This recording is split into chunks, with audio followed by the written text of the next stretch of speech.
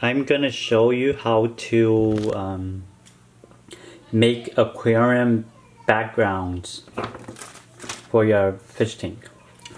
What I did was printed, this is for a 10 gallon, so you will need 2 sheets of 8 by 10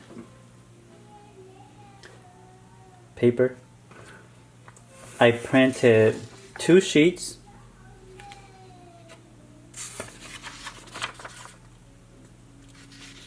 Next, I'm going to tape them together, and I will put it onto the back of the fish tank, and I will show you how it looks like.